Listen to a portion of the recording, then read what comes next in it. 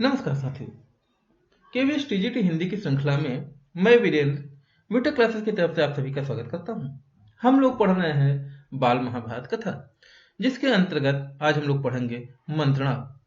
तो जो लोग चैनल पे पहली बार विजिट कर रहे हैं, चैनल को सब्सक्राइब कर लें, लाइक शेयर करते चलें। कोई डाउट हो तो कमेंट भी करें। तो चलिए शुरू करते हैं।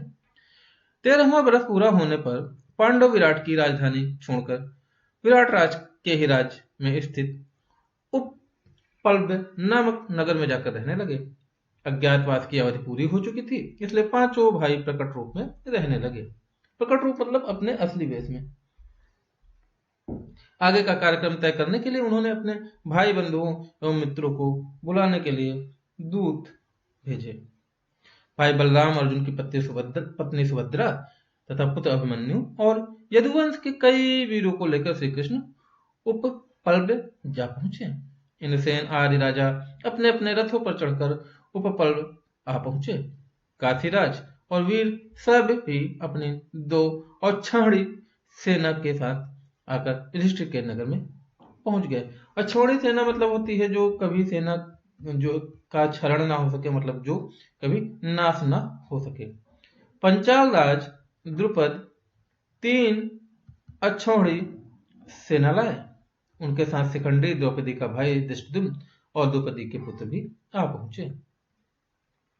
और भी कितने राजा अपनी अपनी सेनाओं को साथ लेकर पांडवों की सहायता के लिए आ गए। सबसे पहले अभिमन्यु के साथ उत्तरा का विवाह किया गया।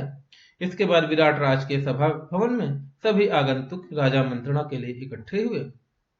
विराट के पास श्री कृष्ण और युधिष्ठिर बैठे। द्रौपदी के पास बलराम और सात्विक और भी कितने ही प्रतापी राजा सभा में विराजमान थे। सभा में सबके अपने अपने आसन पर बैठ जाने पर श्री कृष्ण उठे और बोले, सम्माननीय बंधुओं और मित्रों, आज हम सब यहाँ इसलिए इकट्ठा हुए हैं कि कुछ ऐसे उपाय सोचें जो युधिष्ठिर और राजा दुर्योधन के लिए लाभप्रद हों, न्यायोचित हों और जिनसे पांडवों और कौरवों का सुयश बढ़े। जो राज्य युधिष्ठिर से छीन लिया गया है वह उनको वापस मिल जाए तो पांडव शांत हो जाएंगे और दोनों में शांति हो सकती है।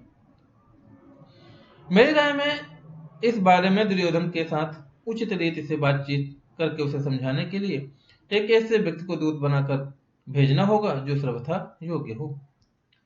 तब बलराम उठे और बोले, कृष्ण ने जो सलाह दी वह मुझे न्यायोचित लगती है। आप लोग जानते हैं कि कुंती के पुत्रों का आधा राज्य मिला था। वे उसे जुए में हार गए। अब वे उसे फिर प्राप्त करना चाहते हैं। यदि शांतिपूर्वक ढंग से बिना युद्ध किए ही वे अपना राज्य प्राप्त कर सकें तो उससे न केवल पांडव बल्कि दुर्योधन तथा सारी प्रजा की भलाई ही होगी। बलराम के कहने का सार यह था कि युधिष्ठिर ने जानबूझकर अपनी इच्छा से जुआ में खेलकर राज्य कमाया था। उनकी इन बातों से यदुकुल का वीर और पांडवों की हितैषी सात्विक आग बबूला होना मतलब क्रोध होना, उससे रहा न गया। वह उठकर कहने लगा, बलराम जी की बातें मुझे जरा भी न्यायोचित नहीं मालूम होती। युधिष्ठिर को आग्रह करके जुआ खेलने पर विवश किया गया और खेल में कपट से हराया गया था।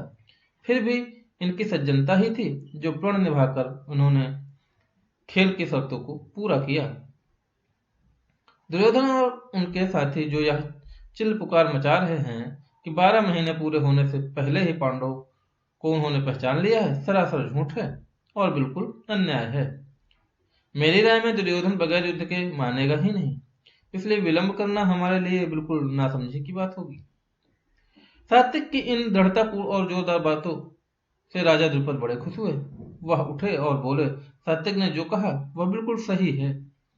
मैं उनका जोरों से समर्थन करता हूँ। शल्य, धृष्टकेतु, जयसेन, कैकेय आदि राजाओं के पास अभी से दूत भेज देने चाहिए।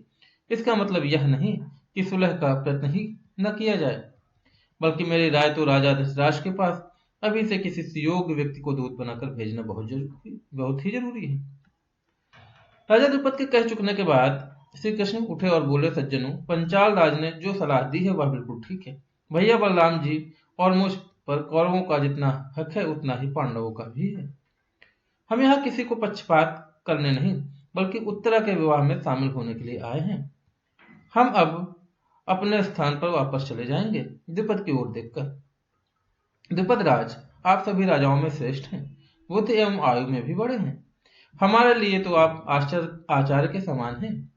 धृतराष्ट्र भी आपकी बड़ी इज्जत करते हैं। द्रोण और कृपाचार्य तो आपके लड़कपन के साथी हैं। इसलिए उचित तो यही होगा कि जो कुछ दूत को समझाना बुझाना हो वह आप ही समझा दें और उन्हें हस्तिनापुर भेज दें। यदि इसके बाद दुर्योधन न्यायोचित रूप से संधि के लिए तैयार ना हो तो सब लोग सब तरह से तैयार हो जाएं और हमें भी कहला भेजें। यह निश्चय हो जाने के बाद श्री कृष्ण अपने साथियों सहित द्वारिका लौट गए। विराट, द्रुपद, युधिष्ठिर आदि युद्ध की तैयारियां करने में लग गए। चारों ओर दूत भेजे गए। सब मित्र राजाओं को सेना इकट्ठी करने का संदेश भेज दिया गया। पांडवों के पक्ष में राजा लोग अपनी अपनी सेना सज्जित करने लगे। इधर से ये तैयारियां होने लगी, उधर दुर्योधन आदि भी चुपचाप नहीं बैठे नहीं रहे। वे भी युद्ध की तैयारियों में जी जान से लग गए। उन्होंने अपने मित्रों के यहाँ दूत द्वारा संदेश भेजे जिससे सेनाएं इकट्ठी की जा सके। इस तरह सारा भारतवर्ष आगामी युद्ध के कोलाहल से गूंजने लगा। शांति चर्चा के लिए हस्तिनापुर को दूत भेजने के बाद पांडव और उनके मित्र राजगढ़ जोरों से युद्ध की तैयारी में जुट गए। श्री कृष्ण के पास अर्जुन स्वयं पहुंचा। इधर दुर्योधन को भी इस बात की खबर मिल गई कि उत्तरा के विवाह से निवृत्त होकर श्री कृष्ण द्वारिका लौट गए हैं, सो वह भी द्वारिका को रवाना हो गया। संयोग की बात है कि जिस दिन अर्जुन द्वारिका पहुंचा ठीक उसी दिन दुर्योधन भी वहां पहुंचा। श्री कृष्ण के भवन में दोनों एक साथ ही प्रविष्ट हुए। प्रविष्ट मतलब प्रवेश करना। श्री कृष्ण उस समय आराम कर रहे थे।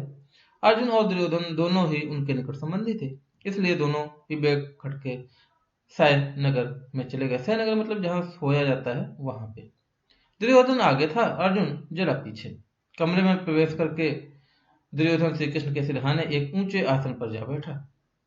अर्जुन श्री कृष्ण के पैताने ही हाथ जोड़े खड़ा रहा। पैताने मतलब पैरों की तरफ और सिरहाने मतलब सिर की तरफ। श्री कृष्ण की नींद खुली तो उन्होंने सामने अर्जुन को खड़े देखा। उन्होंने उठकर उसका स्वागत किया और कुशल पूछी। बाद में घूमकर आसन पर बैठे दुर्योधन को देखा तो उसका भी स्वागत किया और कुशल समाचार पूछे। उसके बाद दोनों के आने का कारण पूछा। दुर्योधन जल्दी से पहले बोला, श्री कृष्ण, ऐसा मालूम होता है कि हमारे और पांडवों के बीच जल्दी ही युद्ध छिड़ेगा। यदि ऐसा हुआ तो मैं आपसे प्रार्थना करने आया हूं कि आप मेरी सहायता करें। सामान्यतः यह नियम है कि जो पहले आए उसका काम पहले हो। आप विद्वजनों में श्रेष्ठ हैं, आप सबके पथ प्रदर्शक हैं, अतः बड़ों की चलाई हुई प्रथा पर चले और पहले मेरी सहायता करें। यह सुनकर श्री कृष्ण बोले, राजन, आप पहले जरूर पहुंचे जरूर, लेकिन मैंने तो पहले अर्जुन को ही देखा था। मेरी निगाह में तो दोनों ही बराबर हैं, इसलिए कर्तव्य भाव से मैं दोनों की ही समान रूप से सहायता करूंगा। पूर्वजों की चलाई हुई प्रथा यह है कि जो आयु में छोटा हो उसी को पहले पुरस्कार देना चाहिए। अर्जुन आपसे आयु में छोटा है, इसलिए मैं उससे ही पूछता हूं कि वह क्या चाहता है। अर्जुन की तरफ मुड़कर श्री कृष्ण बोले, पार्थ सुनो, मेरे वंश के लोग नारायण कहलाते हैं। वे बड़े साहसी और वीर भी हैं।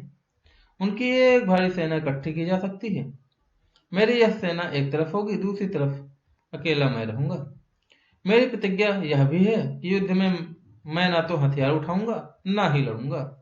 तुम भली भांति सोच लो, तब निर्णय करो। इन दो में से जो पसंद हो वह ले लो। बिना किसी हिचकिचाहट के अर्जुन बोला, आप शस्त्र उठाएं या ना उठाएं, आप चाहे लड़ें या न लड़ें, मैं तो आपको ही चाहता हूं। दुर्योधन के आनंद की सीमा न रही। वह सोचने लगा, अर्जुन ने खूब धोखा खाया और श्री कृष्ण की वह लाखों वीरों वाली भारी भरकम सेना सहज में ही उसके हाथ आ गई। यह सोचता और हर्ष से फूले न समाता दुर्योधन बलराम जी के यहाँ पहुंचा और उनको सारा हाल कह सुनाया। बलराम जी ने दुर्योधन की बात ध्यान से सुनी और बोले, दुर्योधन, मालूम होता है कि उत्तरा के विवाह पर मैंने जो कुछ कहा था उसकी खबर तुम्हें मिल गई है। कर्ण से भी मैंने कई बार तुम्हारी बात छेड़ी और उनको समझाता रहा कि कौरव और पांडव दोनों ही हमारे बराबर के संबंधी हैं, किंतु कृष्ण मेरी सुने तब ना। मैंने निश्चय कर लिया है, मैं युद्ध में तटस्थ रहूंगा। तटस्थ मतलब होता है किसी का साथ न देना, क्योंकि जिधर कृष्ण न हो उस तरफ मेरा रहना ठीक नहीं है। अर्जुन की सहायता मैं करूंगा नहीं। इस कारण मैं अब तुम्हारी भी सहायता करने योग्य नहीं रहा, मेरा तटस्थ रहना ही ठीक होगा। हस्तिनापुर को लौटते हुए दुर्योधन का दिल बल्लियों में उछल रहा था।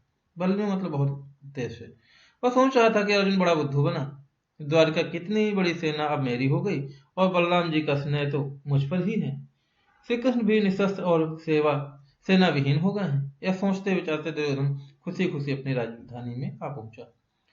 कृष्ण ने पूछा, सखा अर्जुन, एक बात बताओ, तुमने सेना बल के बजाय मुझे निशस्त्र को क्यों पसंद किया?